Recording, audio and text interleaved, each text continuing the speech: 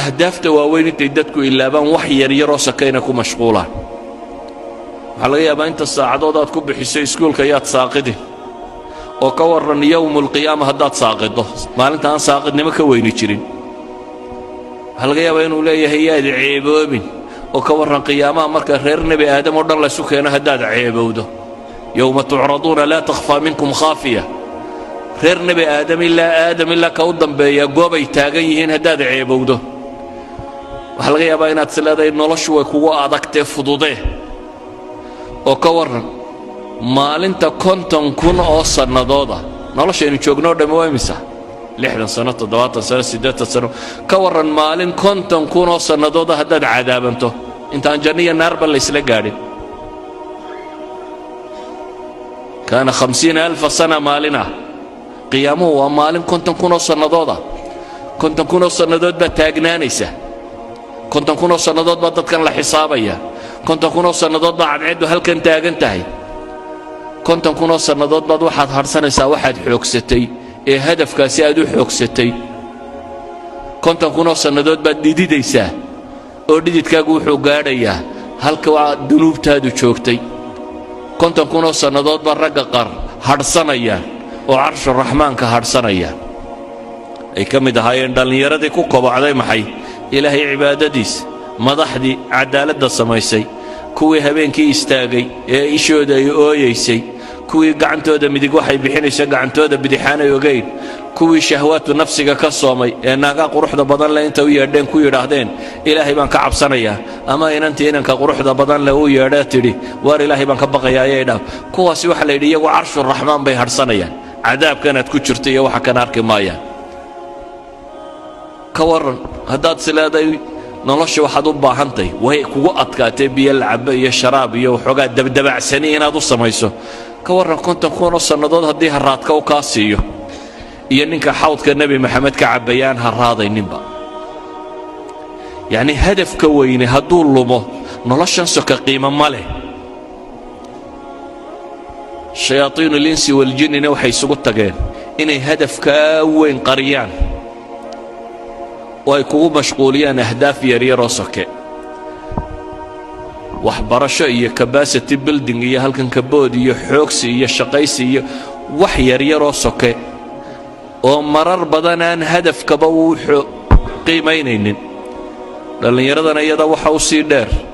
qaar aan tannaba wax ka tarin baaba lagu sii mashquuliyey hebel baa laadiyo heblaayaa kolayga ku riday kubad oo hadduu ku rido maxaa kaa galay maxaa ka soo baxaya nin baa kubad 2 birood dhex mariyey maxay nolosha ku soo kordhisay gool baa la dhalay maxay nolosha ku soo kordhinaysaa aakhirana wax kama tarto adduunkana wax kama tarto idan ahdaaftii rasmiga ahayd dowradan waxaa la idinku qabanayaa baan rajaynayaa in ahdaafta alla saxo inaynu dib u xisaabtanno oo dib nolosha u hagaajinno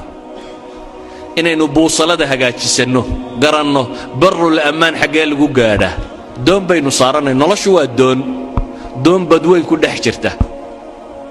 hadday buusaladaadu sax tahay markabka badweynka soconaya haddii buusaladu kambasku hadduu u saxan yahay mahma ay waxaanay dhacaan wuu gaadhi meel barriyo nabada uu dego wuu gaadhi haddiise kambasku kaa lumo mawjaduhunbaa kolba dhan kuu kaxayn badweyntuunbaad ku wareegi doontaa adoo aan weligaana dhul arkaynin waxaa la mid ah qofka noloshan garan waaya wuxuu u jooga ka qabanayo haddaad cab oo cayaar oo boodbood oo wax dhal oo xoogso oo daaradhis oo kan samee dan hargaysaa joogtaan bal suuqa hargaysa isdhex taaga raggii dhisay meeye waa daartii xaaji hebel iyo waa tii ilmo hebelunbaa maqlaysaan meeye xaajiyadii ka tageen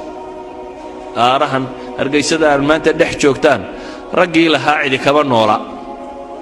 xaggay joogaan waa kuwaynu meelahan ku marro xataa magac male hadda xabaalaha ka bannaayban asxaabulqubuurkii xaajiyanimadii iyo magacnimadii iyo maamuuskii iyo hebel wixii lumiye waa asxaabilqubuur waa dadkaa godadkaa ku jira ciiddaynu ag marayno ma waxaad diyaar u tahay inaad danda intaad dhisto ku biirtid kuwa magaclaawe halkaa ku jira aan la kala garanaynin xufraddan ay ku jiraan dabcan qaar bay janno u tahy qaarna naar bay u tahy laakiin inaga agteenna waa asxaabulqubuurun waxay isweydiinta leh markaa war maxaynu u noollahay dhallinyaroy xaggaa ku socotaa noloshaadu xagga ku socotaa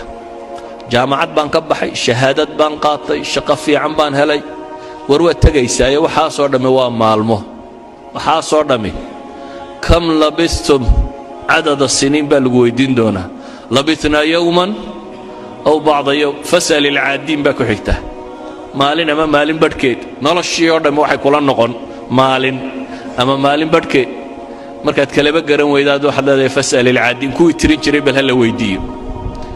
adigu inay maalin tahay iyo inay maalin badhkeed aad kala saari kari laaday ee bal cid labadaa kuu kala rajaxda ha la weydiiya baa taagan tahay oo nolosha ma maalin badhkeed baad dooratay marka ayuha alikhwa hadafka aynu raadacaynayno adigaa lagaaga baahan yahay hadafkaa wixii lagu gaadhi lahaa cilmiya ragannimo ah xoogsiya dadaala adigaa lagaa rabaa inaad la timaado adiga jid baa lagugu talagalay guul iyo guuldarro iyo waxani waa iska meel soke adiga waxaa lagaa rabaa inay naftu kaa baxdo adoo rabbigaa caabudaya adigoo dariiqa saxa ah haya waxaa lagaaga baahan yahay as'ilada kugu soo beeganta nolosha inaad ka jawaabi karto oo aad uga jawaabi karto hadafkii lagu abuuray wixii aad ku gaadhayso kelmadaydu markaa waxay ku kooban tahay nolosha yoolkeedu yuu idinka qaldamin ilaahay waxaan ka baryayaa subxaana wa tacaala inuu ina wada sugo inuu inagu sugo dariiqa xaqa ah inuu inaga badbaadiyo cadaabkiisa inuu inagu sugo jidka jannada loo maro kuwii islaamnimada ku dhintay in alla inaga yeelo subxaana wa tacaala